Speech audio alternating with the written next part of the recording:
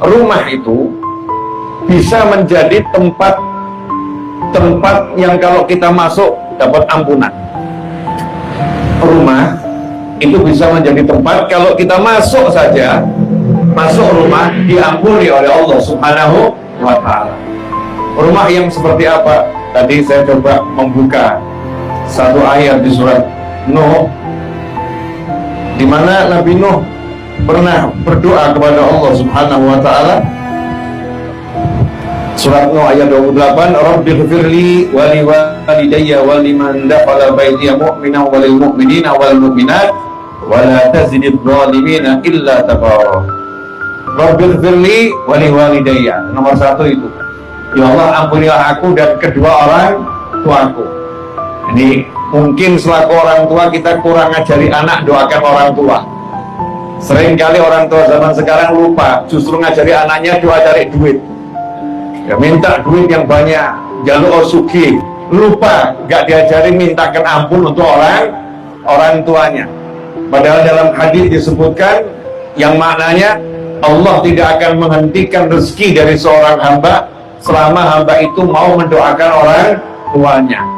Makanya kalau kita pengen anak kita rezekinya jembar, rezekinya lapang, rezekinya lancar, rezekinya barokah, rezekinya manfaat, rezekinya selamat, anak itu ajari kalau habis sholat baca Rabbighfirli wa liwalidayya. Ya Allah, ampunilah aku dan kedua orang tuaku.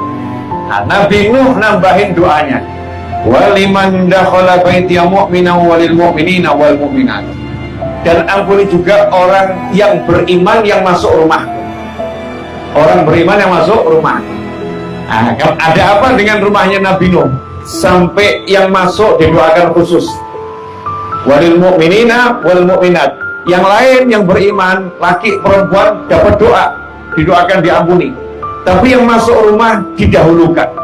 Waliman dakhala baitiya. Dan orang-orang yang masuk rumahku yang beriman, ampuni juga ya Allah. Kemudian yang lain yang beriman yang gak masuk rumah Nabi Nuh juga didoakan dapat ampunan. Maka di situ disebutkan oleh para ulama, rumahnya Nabi Nuh karena rumahnya orang soleh, rumahnya orang yang taat pada Allah Ta'ala, rumah yang digunakan untuk ibadah pada Allah Ta'ala, di situ banyak rahmat, sehingga yang masuk pun dapat berkahnya rumah. Jadi ada rumah yang biasa, ada rumah yang barokah. Nah, ini PR kita, bagaimana biar rumah kita jadi barokah. Sumbernya yang pertama kitanya. Kalau kitanya ini memang takwa sama Allah, kitanya ini ahli sholat, kitanya ahli baca Al-Quran, ahli zikir, di rumah gak ngerasani, ya gak jelek-jelekin orang.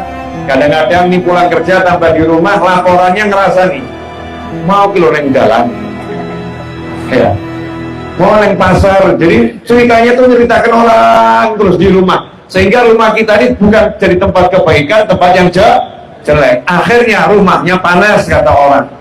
Ya, rezekinya menjauh dari rumah, setannya mendekat pada rumah. Di rumah gak betah, suaminya gak betah, istrinya gak betah, anaknya gak betah. Setiap kali masuk pengen segera keluar, gak antem di rumah, gak nyaman di rumah. Kenapa seperti itu? Rumahnya panas. Kenapa panas? Banyak setan.